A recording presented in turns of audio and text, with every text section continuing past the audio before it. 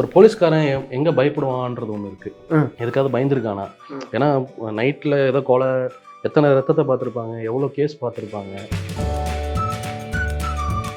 Music தானே ஹாரருக்கு வந்து இப்போது நம்ம சைக்கலாஜிக்கல் ஹாரர் வேறு பண்ணுறோம், நம்ம பேயை காமிக்க போகிறதில்ல. ஸோ அதுக்கு நம்ம இந்த மாதிரி சப்ஸ்டியூட் பண்ணாதான், ஏன்னா அது சப்போர்ட் பண்ணாதான், மியூசிக் சப்போர்ட் பண்ணால் மட்டும்தான் இந்த படம் நிற்குன்றது நம்மளுக்கு முன்னாடியே. விஜய் வந்து செம்ம எனர்ஜி, நம்ம என்ன சொன்னாலும் டக்குன்னு ஆடி வந்து நின்றுவார். நம்ம ஆம்னியில் போயிட்டுருக்கோம், ஒரு வேகமாக கேமரா நோக்கி வராரு. ஸோ மேலே ஏறிட போகிறார் நம்மளால. ஏன்னா இவங்க வானவில் டிவி நேயர்களுக்கு வணக்கம். நான் உங்கள் Sathish. Welcome to the show spotlight. இன்னைக்கு நம்மளோட நிகழ்ச்சியில் டார்க் படத்தோடைய டைரக்டர் அண்ட் சினிமோட்டோகிராஃபர் தான் இருக்காங்க. வாங்க பார்க்கலாம்.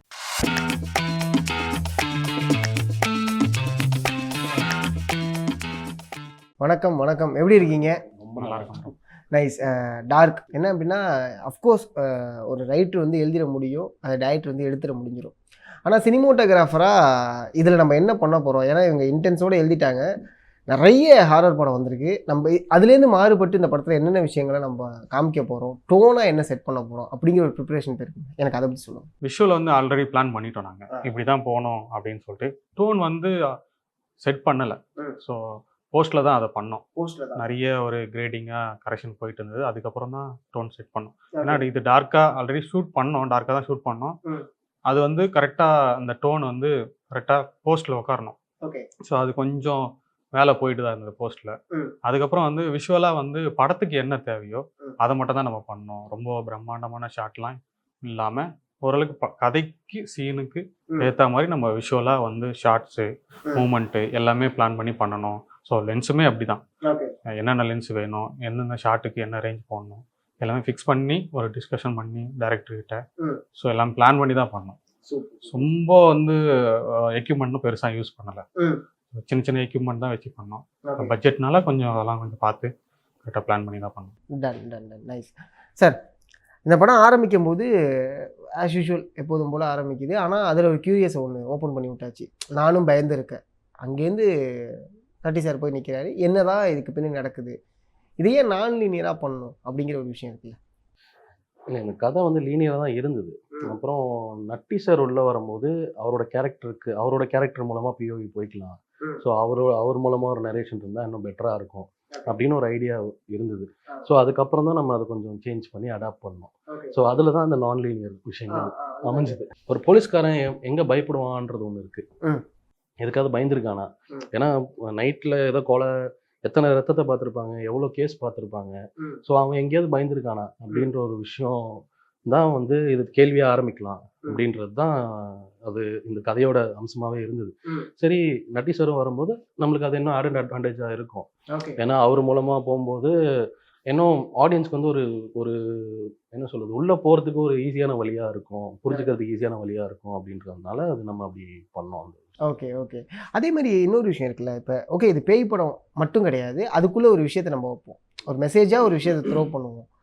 அது வந்து ரைட்டர், அதாவது கணேஷ் கே பாபு அவரோட டிசிஷனா, இல்லை அவர் ரைட் பண்ணதா, அரல்ஸ் வந்து இல்லை இது இப்படி பண்ணி பார்க்கலாமே அப்படின்னு ஆஃப்டர் நீங்கள் பிளான் பண்ணதா?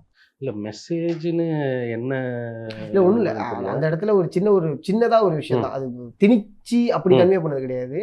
ஒரு பொண்ணு லவ் பண்ணுறா, அதுக்கப்புறம் அவளுக்கு நடக்கக்கூடிய இன்சிடென்ட், அந்த பொண்ணுங்களை எல்லாருமே ஒரு பொண்ணை எல்லாருமே அப்படி தான் பார்க்குறான். ஏன்னா அந்த வீட்டுக்கு வந்தவனும் அப்படி தான் பார்த்துருப்பான். ஸோ அதனால தான் அவனுக்கு அந்த விஷயமே நடந்திருக்கும்.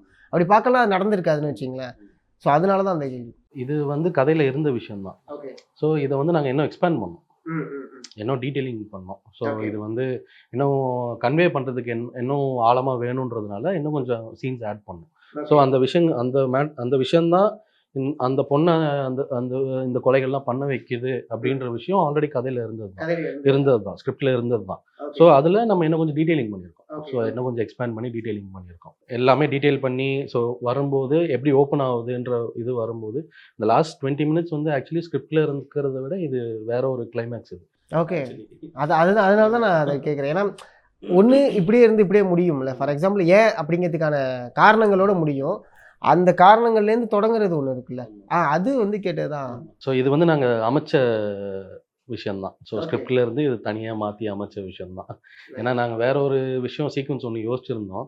ஸோ அவன் யோசிச்சு எழுதியிருந்தாங்க. கணேஷ் வந்து அந்த மாதிரி ஒரு ஸ்கிரிப்ட்லேயே ஒரு விஷயம் எழுதியிருந்தான். ம். ஸோ அது எங்களால் ஒர்க் அவுட் பண்ண முடியல. ஸோ அது Okay. கொஞ்சம் சேலஞ்சிங்காக என்னன்னு இருக்கும். தெரிஞ்சுக்கலாமா? அது ஒரு ட்ரீம் சீக்வன்ஸ் மாதிரி ஒன்று ஆன்டி கிராவிட்டி விஷயமா ஒன்று பண்ணலாம். ஸோ அதுதான் ஆக்சுவலி கான்செப்டாக இருந்தது. ஸோ நம்மளுக்கு அந்த பட்ஜெட்டுக்குள்ளே அதை கொண்டு வர முடியல. ஸோ நம்மளால் எக்ஸிக்யூட் பண்ண முடியல. ஸோ அதனால நம்ம கிளைமேக்ஸ் வந்து வேற மாதிரி மாற்றி ஷூட் Okay. பண்ணோம். ஸோ இன்னும் கொஞ்சம் டெப்த் கொடுத்தோம். அவ்வளவுதான். லைக் விஷுவலாக நான் 2 விதமாக பார்த்தேன். என்ன அப்படின்னா, ஃபஸ்ட்டு அவன் அந்த வீட்டுக்குள்ளே போயிட்டு நார்மலாக இருக்கிற வரைக்கும் அவனுக்கு வந்து ஓவராக அங்கே இருக்கக்கூடிய அந்த 3 பேருடைய டார்ச்சர் வர்றதுக்கு முன்னாடி வரைக்குமே வந்து பார்த்தீங்கன்னா, மேக்ஸிமம் வந்து ஒரு லைக் ஒரே ஒரு க்ளோஸு லைக் டைட்டாக தான் போயிட்டுருக்கும். அதுக்கப்புறம் தான் அவனுக்கு வந்ததுக்கப்புறம் ஐ மீன் அவனை அட்டாக் பண்ணும்போது தான் ஓவரால் வந்து வீடை காமிப்போம், அந்த லேண்ட்ஸ்கேப்பை கொஞ்சம் பெருசாக்குவோம் அப்படிங்கிற ஒரு பிளான் இருந்துச்சு. ஸோ இது விஷுவல் ப்ளஸ் ஸ்டோரியோட ஆட் ஆன் பண்ணி ஓகே இதுக்கப்புறம் இது இப்படி காமிச்சா தான் கரெக்டாக இருக்கும் அப்படின்னு பிளானா எப்படி? இல்லை அது பிளான் தான். ஃபஸ்ட்டு வந்து ஸ்டார்ட் ஆகும்போது ஒய்டாக மூமெண்ட்லாம் பெருசாக இருக்காது, Correct. ஸ்டாட்டிக்காக தான் இருக்கும், ஆமாம் க்ளோஸ் இருக்கும், அந்த மாதிரி சின்ன சின்ன ஷார்ட்ஸாக இருக்கும். ஆமாம் அவன் அந்த தாயத்தை தூக்கி போடுவான்ல, அதுக்கப்புறம் தான் வந்து ஒரு ஹாரராக ஒரு மாதிரி ட்ரீட் பண்ணோம், ஒரு ட்ராவலாக ம். ஒரு மூமெண்ட் ஃபுல்லாகவே அதுக்கப்புறம் மூமெண்ட்டாக தான் இருக்கும், ஸ்டெடிக்காமு. ம். ஸோ கொஞ்சம் அதுக்கப்புறம் கொஞ்சம் கொஞ்சமாக ஏற்றிட்டு போகலாம் தான் பிளான். ஓகே ஓகே ஏன்னா நாங்களாம் பார்த்துருக்க சாரி கடுப்பாயிட்டோம் நாங்கள். ஏய் என்னடா என்ன டைட்டே போயிட்டு இருக்கு, கட்டுக்கட்டிலே போயிட்டு இருக்காரு, என்னடா பிரச்சனை இவங்களுக்கு அப்படிங்கிற கமெண்ட்ஸ்லாம் நாங்கள் ப்ரெஷோவில் பார்க்கும்போது அந்த கமெண்ட்ஸ்லாம் வந்துகிட்டு இருந்து அதுக்கப்புறம் பார்க்கும்போது தான் கொஞ்சம் கொஞ்சமாக அப்படியே ஃபாஸ்ட்டாக ஆமா. அப்படியே போகும். முன்னாடி கொஞ்சம் அப்படியே ஸ்லோவாக தான் இருக்கும், ஆமாம் போக கொஞ்சம் ஃபாஸ்ட்டாக போயிட்டே இருக்கும். இன்ட்ரோல் சீன்லாம் நல்லா ஃபாஸ்ட்டாக போகும். ஆமாம் ஆமாம் இன்ட்ரோல் மூமெண்ட்டாகவே அது ஃபுல்லாகவே மூமெண்ட் தான். ஆமாம் அது நிறைய அன்எக்ஸ்பெக்டடான விஷுவல்ஸ்லாம் நம்ம பார்க்க முடியும். எடிட்டுமே வந்து பார்த்தீங்கன்னா அவ்வளோ சூப்பராக இருந்துச்சு. ஒரு இடத்துல வந்து எடிட்டோடைய ப்ளே தான் வந்து ஜாலி பண்ணியிருப்பாங்க. எனக்கு இந்த படத்தோட மியூசிக் தான் ஃபர்ஸ்ட் ஆஃப் அந்த ஆக்சுவலாக ஹோல்ட் பண்ணது வந்து மியூசிக் தான். ஏன்னா பேயை காமிக்கல, அவனுக்கு என்ன நடக்க போகுது எப்படி இருக்க போகுதுன்னு தெரியல. பேய் வருதா வரலையான்னு தாண்டி அவன் தொடம்போடலாம் ஒரு மியூசிக் ஒன்று பிளான் பண்ணி வச்சுருந்தீங்களே, அது ஒரு பெரிய விஷயம் அது. ஸோ ஏன்னா மியூசிக் தானே ஹாரருக்கு வந்து இப்போ நம்ம சைக்கலாஜிக்கல் ஹாரர் வேறு பண்ணுறோம், நம்ம பேயை காமிக்க போகிறதில்ல. ஸோ அதுக்கு நம்ம இந்த மாதிரி சப்ஸ்டியூட் பண்ணாதான், ஏன்னா அது சப்போர்ட் பண்ணாதான், மியூசிக் சப்போர்ட் பண்ணால் மட்டும்தான் இந்த படம் நிற்குன்றது நம்மளுக்கு முன்னாடியே தெரிஞ்சிச்சு நம்மளுக்கு. ஸோ அதனால மியூசிக் டைரக்டர் வந்து ஆரம்பத்துலேருந்தே ரொம்ப ஒர்க் பண்ணிகிட்டே இருக்கார், இம்ப்ரூவ் பண்ணிக்கிட்டே இருக்கும். So scene by scene improve பண்ணிக்கிட்டே இருக்கும், ரீவர்க் அவர்லாம் வந்து புலம்பி தள்ளிட்டாரு, என்ன இத்தனை வாட்டி ஏன்டா வரீங்க அப்படின்ற மாதிரி. ஸோ ஆனால் கடைசியில் ரிசல்ட் பார்க்கும்போது அவர் ரொம்ப ஹாப்பி. ஸோ ஏன்னா நம்ம பண்ணது நம்ம நினச்சது ஒன்று வந்து நடந்திருக்கு அப்படின்றப்போ அது ஒரு ஹாப்பினஸ் ஒன்று. ஸோ படத்துக்கும் அது ரொம்ப சப்போர்ட்டிவாக இருந்தது. ஸோ எல்லாருமே சொன்ன விஷயம், ஏன்னா சவுண்ட் டிசைனிங்லாம் ஸ்பெசிஃபிக்காக யாரும் சொல்ல மாட்டாங்க, நிறைய பேருக்கு தெரியாது. அது மியூசிக் தனி, சவுண்ட் டிசைனிங் தனின்றதே நிறைய பேருக்கு தெரியாது. ஸோ இதில் அது ஆமாம் எஸ்எஃப்எக்ஸை மென்ஷன் பண்ணுறது மிக முக்கியமான ஒரு விஷயம் தான். ஸோ அது ஹாப்பி. ஸோ எல்லாம் ஒவ்வொரு டிபார்ட்மெண்ட்டுக்கும் அந்த விஷயம் கிடைக்குது. ஸோ நம்ம எதை நோக்கி போனோமோ அந்த ஒவ்வொரு டிபார்ட்மெண்ட்டுக்குமே அது சொல்லியிருக்காங்க, மென்ஷன் ஆகிருக்கு. ஸோ அதுதான் இருக்கிறதுலே ரொம்ப ஹாப்பி.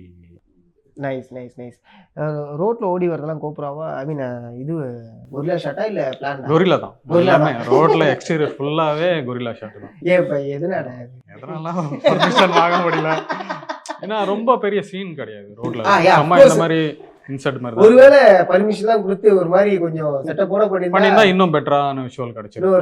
இன்னும் 4 கிலோமீட்டர் ஓடுங்க அப்படின்னு இருப்பீங்களா? இல்லை இப்போவே ஒரு 5-6 கிலோமீட்டர் ஓடி போகிறேன் இன்னைக்கு. அதுவே கொரில்லா ஷூட் இருந்தாலுமே ரீடேக்லாம் எடுத்தோம் ஓட வச்சு நிறைய. ஏன்னா நிறைய இடத்துல ஓட விட்டோம். ஸோ நிறைய ஒரே ரோட்ல ஓட முடியாது, அது கண்டுபிடிச்சிருவாங்க. படத்துல வரல, பட் நிறைய இதுக்கு எக்கச்சக்க ஷாட் இருக்கு பின்னாடி. ஏன்னா எங்களுக்கு என்னன்னா அவரு பயங்கர எனர்ஜி, அவரு அஜய் வந்து செம்ம எனர்ஜி, நம்ம என்ன சொன்னாலும் டக்குன்னு அப்படி வந்து நின்றுவாரு. ஸோ அப்படி வரும்போது என்ன ஆயிடுச்சுன்னா ஃபர்ஸ்ட் ஷாட் வைக்கிறோம், நம்ம ஆம்னியில் போயிட்டு இருக்கோம், ஒரு வேகமா கேமரா நோக்கி வராரு. ஸோ மேலே ஏறிட போறாரு, ஏன்னா இவங்க அப்படின்ற மாதிரி பயங்கர ஸ்பீடா வராரு.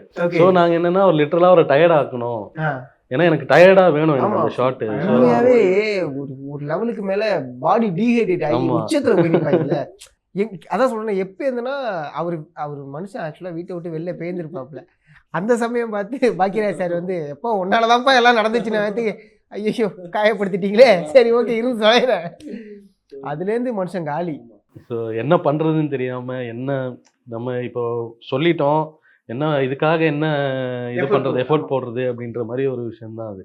ஸோ அதுவுமே நம்ம அதுக்கப்புறம் ஸ்கிரிப்ட்லலாம் ஆட் பண்ண விஷயங்கள் தான். ஸோ இந்த மாதிரிலாம் ஒரு பாயிண்ட் வேணும், ஓகே ஸோ ஏன்னா எதுக்காக அவன் இங்கே இருக்கான் அப்படின்ற கேள்வி எழுந்துட்டே இருக்குல்ல. ஸோ இருக்கும், எல்லாருக்குமே இருக்கும். அவன் ஏன் போய் தொலைய வேண்டியதானா அப்படின்ற மாதிரி ஒரு கேள்வி இருக்கும் இல்லையா. ஸோ அதுக்கான விஷயங்கள் தான் இதெல்லாமே ஸ்கிரிப்டில் இருந்தது. ஸோ இதை இன்னும் கொஞ்சம் டீட்டெயிலிங் பண்ணோம். ஓகே விஷயங்கள்லாம் நைஸ் நைஸ் நைஸ். இது அவன் லாட்ஜுக்கு போவாங்க. லாட்ஜில் அதாவது இந்த ஆஃபீஸையும் மூடிடுவாங்க, வீட்டுக்கும் போக முடியாது. லாட்ஜுக்கு அதுக்கப்புறம் அவன் போவான், போய் தங்குவான். லாட்ஜுடைய டோனுமே வீடோட டோனுமே வேற மாதிரி தான் இருக்கும். ரைட்டுங்களா? அஃப்கோர்ஸ் வேற மாதிரி தான் இருக்கும். பட் ஆனால் ஓகே இதில் நம்ம கொஞ்சம் ஒர்க் அவுட் பண்ணுவோம் அப்படின்னு பிளான் பண்ணனா என்னவா இருந்திருக்கும்? நம்ம ஷூட்டில் அது பிளான் பண்ணல. போஸ்ட்டில் தான் வந்து கிரேடிங்காக, ஆமாம் ஓகே போஸ்ட்டில் தான் அது கிரேடிங்காக அந்த டோனுக்குள்ளே அதை கொண்டு வரணும் அப்படின்னு சொல்லிட்டு அதில் தான் ஒர்க் பண்ணோம். Okay okay. ஸோ ஆல்ரெடி கொஞ்சம் மேட்ச் ஆச்சு. அதுக்கப்புறம் போஸ்ட்டில் இன்னும் கொஞ்சம் நல்லா பண்ணியாச்சு. ஸோ ஒரே மாதிரியே இருக்கும் பார்க்கும்போது. ஓகே. நீங்கள் படம் பார்க்கும்போது ஃபஸ்ட்டு ஒரு ஸ்கேரி மொமெண்ட்னா உங்களுக்கு ஃபஸ்ட்டு ஸ்கேரினா அந்த லைட்டர் பற்ற வைப்பார்ல, அது எனக்கு கொஞ்சம் நல்லா சூப்பராக ஒர்க் அவுட் ஆகிடும். லைட்டு நட்டி சார் பற்ற வைக்கிறது இல்லை ஹீரோ லைட்டர் பற்ற ஆமாம் வைப்பார், ஆமாம், அது நல்லா சூப்பராக இருக்கும். அது உங்களுக்கு ஒர்க் அவுட் ஆனிச்சு. தேட்டரில் ஆக்சுவலாக தேட்டரில் நிறைய ஒர்க் அவுட் ஆயிடுச்சு. பட் எனக்கு ரொம்ப பிடிச்சது கண்டிப்பாக கண்டிப்பாக. ஏன்னா அந்த சீன் வந்து வெறும் லைட்ரு மட்டும்தான், லைட்டு வேற எதுவுமே கிடையாது. ஆமாம், அதை வச்சு வேற சோர்ஸே கிடையாது. வேற சோர்ஸே கிடையாது. அதை வச்சு தான் ஷூட் பண்ணோம். என்ன கேமரா ஷூட் பண்ணீங்க? Alexa LF. குட், பரவாயில்லப்பா. மேபி அது அந்த ஐ மீன் இந்த இவ்வளோ விஷயங்கள் அந்த சீன், அந்த லைட்ரு அதுக்கப்புறம் கீழே விழுவார், அது ஃபுல்லாகவே வந்து ஆம்பியன்ஸ்லாம் பெருசாக எதுவுமே கிடையாது. ஒன்லி லைட்ரு ஒரு சின்ன ஒரு ஆம்பியன்ஸ் மட்டும் யூஸ் சின்ன ஆம்பியன்ஸ் மட்டும் தான். ஏன்னா அதில் பார்த்தீங்கன்னா கொஞ்சம் டீட்டெயிலாக இருக்கும். இன்னொன்று வந்து கிரைன்ஸ் கொஞ்சம் இருக்கும். ஸோ அது அப்படியே விட்டுட்டோம். ஓகே. போஸ்ட்டில் அதை ரிமூவ் பண்ணல, அதை அப்படியே விட்டுட்டோம். ஏன்னா ரியாலிட்டியாக இருக்கட்டும். ஒருவேளை நான் 2வது தடவை பார்க்கும்போது வேணால் கிரைன்ஸை நோட் பண்ணுறேன். ஏன்னா லைட்டாக இருக்கும். அன்றைக்கி பார்க்கும்போது எங்களுக்கு தெரியல, அதுமாரி ரொம்ப ப்ராப்பராக இருந்துச்சு. ஸோ அதனால தான் டீப்பாக பார்த்தனா தெரியும். ஸோ அதை அப்படியே விட்டுட்டோம், இருக்கட்டும், ரியாலிட்டியாக இருந்தால் எனக்கு கரெக்டாக இருக்கும் சொல்லிட்டு அதெல்லாம் ரிமூவ் பண்ணல போஸ்ட்டில். Nice nice nice. நான் ஒரு இடத்துல ப்ரெடிக்ட் பண்ணேன். எங்கே அப்படின்னா, அவங்க வீட்டில் ஃபஸ்ட்டு கரண்ட் ஆஃப் ஆகிட்டு ஆன் ஆகும்ல, அப்போ வந்து வெளில பாக்கியராஜ் சாரோடைய டாக்டர் இருப்பாங்க, போய் கூப்பிடுங்க அப்படிங்கும்போது ஓகே கூப்பிட உள்ளே போவாங்க. பாக்கியராஜ் சார் ஆனால் டுவர்ட்ஸ் வெளில தான் போவாங்க, அவங்க கூப்பிட்டுருக்க மாட்டாங்க, இவர் தான் கூப்பிடுவார். எனக்கு அங்கேயே ப்ரெடிக்ட் ஆனிச்சு, சரி ஓகே ஃபைன் பார்ப்போம். ஏன்னா அவர் லைவாகவே இருந்துச்சு, எங்கேயுமே அதை நம்ம அவர் வந்து அவர் பொண்ணை பற்றி பேசல. மேபி அவர் பொண்ணை பற்றி பேசியிருந்தா அண்டர்ஸ்டாண்ட் பண்ணியிருந்துருக்க முடியும். இது நீங்கள் ஜட்ஜ் பண்ணீங்களா? ஆமாம், இது அந்த இடத்துல அது நம்ம யோசிச்ச விஷயங்கள் தான். இது இந்த இடத்துல அதுக்காக தான் வந்து அது டுவர்ட்ஸ் வெளியே போகிறது வச்சது. ஏன்னா பாக்யராஜ் சார் இந்த கேள்வி கேட்டார், என்னப்பா இப்படி வச்சுருக்கீங்க, இது இங்கே தெரிஞ்சிடாதா அப்படின்னாரு. இல்லை சார், இது இந்த மாதிரி இருந்தால் தான் கரெக்டாக இருக்கும். ஏன்னா நம்ம என்னென்னா அது ஆடியன்ஸை முட்டாளாக்க முடியாது. ஸோ நம்ம ரொம்ப ஜீனியஸ்ன்னு நினச்சிக்கிட்டு போய் முட்டாளாக்க முடியாது. ஸோ நம்ம சின்ன சின்ன க்ளூஸாக தான் பண்ண முடியும். ஸோ என்ன வேணுமோ அது மட்டும் தான் பண்ண முடியும். ஸோ அதனால் நீங்கள் நடந்து போங்க சார் அப்படின்றது. அதனால் அதுக்கப்புறம் அவர் அதை பாடி ஒரு பாட்டெலாம் பாடிலாம் போயிருப்பார். ஸோ அந்த விஷயங்கள்லாம் அவரே பண்ணார். ஸோ அவரே சரி இது மறைக்கணும்னா சில விஷயங்கள் அங்கே வேணும் அப்படின்றதுனால அவர் வந்து அந்த பாட்டெலாம் பாடிட்டு ஒரு மாதிரி ஜாலியாக போகிற மாதிரி ரொம்ப நார்மலாக. ஆமாம், ஸோ அது வச்ச மாதிரி இருந்திருக்கும். இது வந்து ரொம்ப கேஷுவலாக ஒரு விஷயம் பண்ணி கொடுத்தாரு. ஸோ இந்த மாதிரி விஷயங்கள்லாம் இம்ப்ரூவ்மெண்ட்ஸ்லாம் அவர் ஷார்ப்பாக பண்ணி கொடுத்தாரு படத்தில். சார் கூட ஒர்க் பண்ண எக்ஸ்பீரியன்ஸ் எப்படி இருந்துச்சு? எக்ஸ்பீரியன்ஸ் வந்து ரொம்ப சூப்பராக இருந்தது சார் கூட. நான் ரொம்ப பேசலை அவர் கூட. ஆனால் வந்து எப்பவுமே வந்தார்னா போயிட்டு செட்டில் வந்தபோது வணக்கம் வச்சுட்டு சார்கிட்ட விஷ் வாங்கிட்டு அதுக்கப்புறம் வந்து தான் ஒர்க் பண்ணேன். ரொம்ப அவர் கூட நான் க்ளோஸாக இல்லை, பட் ஆனால் வந்து ஒரு ரெஸ்பெக்டாக இருக்கும். ஒரு மாதிரி அவர் வந்தால் கொஞ்சம் பயமாக இருக்கும், ஏன்னா பெரிய லெஜெண்ட் வேறு, அவரை ஷூட் பண்ண போகிறோம். ஸோ இது கொஞ்சம் காமாக தான் இருக்கும்.